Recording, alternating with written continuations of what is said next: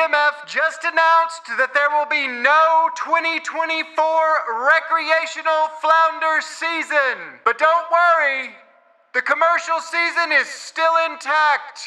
I don't know how many times I have to scream to you guys about what's going on. When is enough enough? When are you guys going to decide to actually get with me and change this system?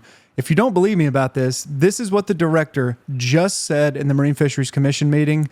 Recreational sector exceeded the adjusted TAC, which was adjusted to account for an overage that also happened in the 2022 season. And they exceeded that adjusted TAC in 2023 by 127,294 pounds. And this would leave and you can see that in the bottom left is highlighted for 2024, that would leave 43,361 pounds for the 2024 season.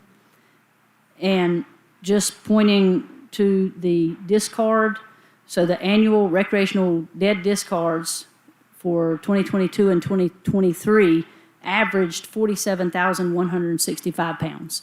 So the available poundage for 2024 would likely be taken up by recreational discards that already occur outside of an open season. So based on that data and in accordance with the quota management and with the Commission's Southern Flounder Fishery Management Plan, Amendment 3, a 2024 recreational flounder season will not occur.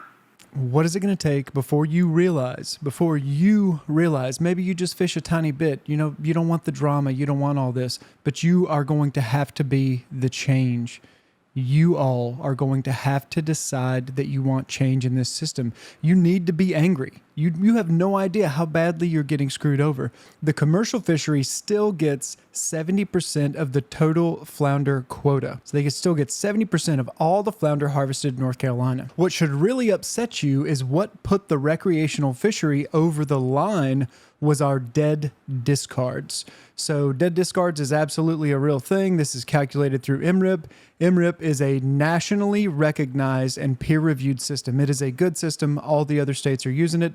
There's nothing wrong with that. What should piss you off is that a 2014 study showed that the trawls alone were taking 60,000 pounds of southern flounder bycatch. Not a single one of those flounder is counted against the commercial quota. Just in case y'all forgot what trawl bycatch looks like, this is how ridiculous this is. Roughly 4 pounds of juvenile fish for every single pound of shrimp. If we skip to a later part in the video here and pause it, yeah, do you have any idea how many 3-inch flounder it takes to make 60,000 pounds of wasted fish? It's another flounder that are getting trapped in small mesh gill nets. Not a single flounder in any of the commercial bycatch is being counted against them, but we have no season because our bycatch is counted against us. Now, it's easy to get confused here. Kathy Rawls delivered the bad news, so her and the DMF will often be blamed. They did not cause this to happen. In fact, if they had done something in the past to try to fix this, to prevent this from happening, they would be sued and they would lose and they would have to go back on what they had done. So it would be completely pointless. You need to know who your enemy is. Your enemy is the NCFA. It is a commercial lobbying organization. These are the people that are pulling the strings. Everything that needs to happen within the legislature of North Carolina. These people do not check Facebook. They do not know what is going on at the coast. Many of them, if you watch the last video, that big group of Republicans that voted for mandatory reporting, which, by the way, let's take a quick look at what the Marine Fisheries Commission just said about mandatory reporting. The commission did not ask for the mandatory reporting statute to be added to the legislation. We're not entirely sure who asked for it, but it was not the commission and, to my knowledge, not the Division of Marine Fisheries either. The division is working very hard to implement the requirements of the statute to get those mandatory reporting requirements implemented in a fashion that is cost-effective and easy for the end users. But we wanted to make sure that everyone was aware that that was not, in fact, anything that was initiated or supported by the commission. In fact, we were just as surprised as everyone else when that statute got passed with the mandatory reporting requirements in it. Yep, neither them or the DMF wanted that either. So the system that we have in place to manage these fish can't even manage these fish because they have no power. Why do they have no power? Because the NCFA has lobbied their way into convincing the Republican Party that they are doing what's right, that the people of North Carolina want these things. And it's a simple matter of getting together, forming a political action committee, sending emails, and making phone calls to make sure our legislators know that this is not what we want. Now, how do we know for sure that it came from them? This is Senator Sanderson. Senator Sanderson was the guy behind Senate Bill 686. Again, if you didn't watch the last video, you need to learn about 686. It is the grossest piece of anti-rec legislation I have ever seen, probably maybe that anybody has ever seen, okay? If 686 had passed and was actually enforced, it would have led to banning recreational catch and release fishing entirely. Senator Sanderson is the NCFA's guy. He does what they want him to do. His predecessor was in The Truth About Flounder. He did what the NCFA wanted them to do. If you do not speak up, you will not be heard. If you do not become politically active, changes will not happen. Now, I was determined to never touch money in any of this so that you could all easily tell who's telling you the truth because, obviously the commercial lobbyists are making money. They're there to protect an industry, and I did not want to have that on me, but it is going to take money to change this system. I cannot set up a political action committee on my own. There are a million ridiculous rules. I need lawyers and people who are specialists in this.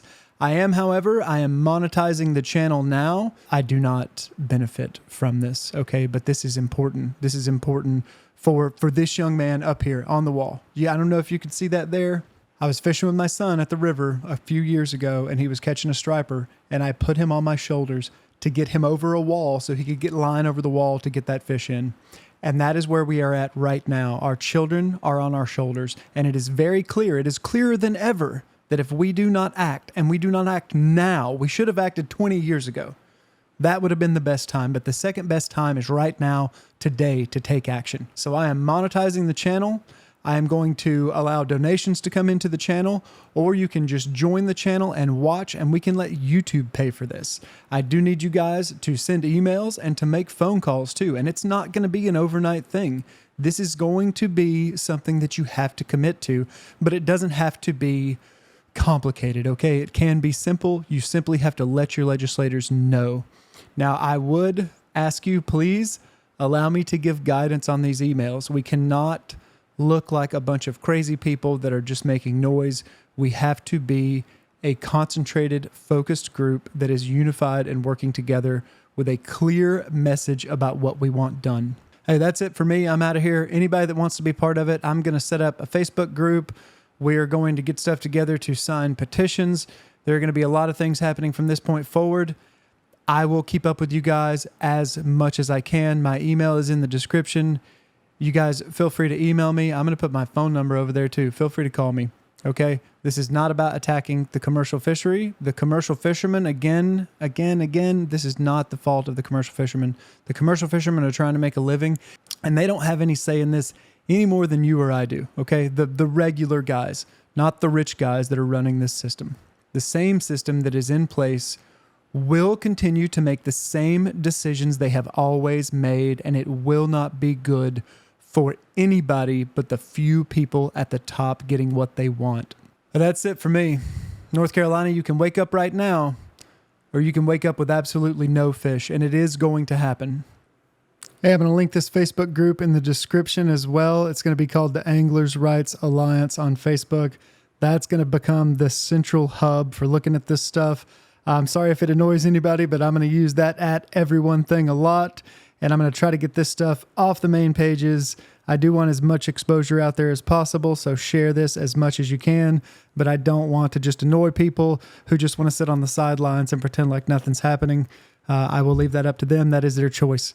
Thank you all so much. You have no idea how important it is that you join this group, that you get involved, and you help make these changes. If you do not, the changes will not come.